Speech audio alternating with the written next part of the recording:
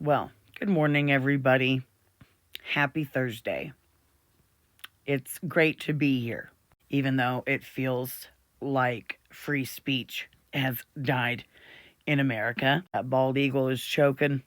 That bald eagle has its wings clipped. Another late night show canceled. I'm sure you've heard of it. It's been everywhere since last night. Jimmy Kimmel is off the air for his Charlie Kirk remarks, even though he really didn't have any remarks. He just played a clip of Trump's interview. Then apparently some head execs say a suspension isn't enough. It needs to be this and that. And now he's getting a weird deal that even Colbert didn't get. It's like, hey, you can come back if you apologize and give money to Charlie Kirk's widow. People are being punished for their words of Charlie Kirk and his passing. These were the same people that told us to celebrate and hold up and protect Kyle Rittenhouse. That's that double standard we've been talking about. And it's doing more than playing out in real time. It's like getting beat over the head with it. Mercury just moved into Libra. So he's at the 0 degree of Libra. Who is at the other side of the cosmos? 0 degree Aries.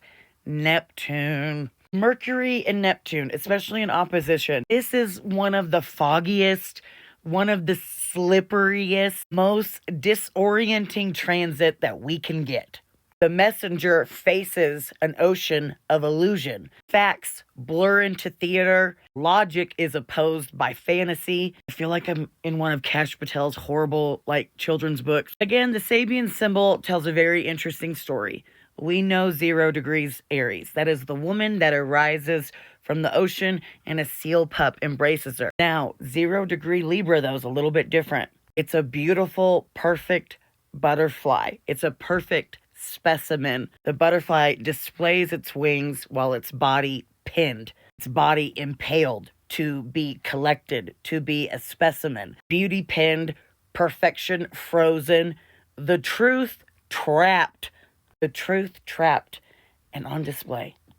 So here's the tension. Will we be the pinned butterfly? Admired but trapped, silenced, a thing, a specimen?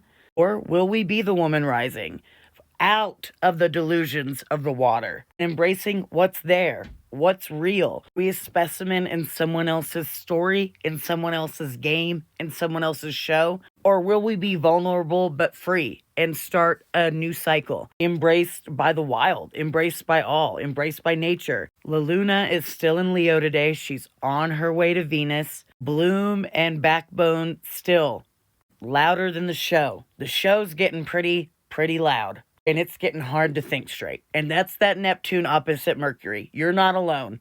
We are all being played. This is Venus's last dance with La Luna in Leo, though, because Venus tomorrow goes into Virgo. For this eclipse, the two of the personal planets, Venus and Mercury, they're going to be in mutual reception. They're going to be at each other's houses. Mercury in Libra, Venus in Virgo. Venus in Virgo, I hate it. People call it the fall. But that's just because she's opposite Pisces. But Venus in Pisces isn't all it's cracked up to be. We see that with Jeffrey Epstein. But it's when we see a different kind of love.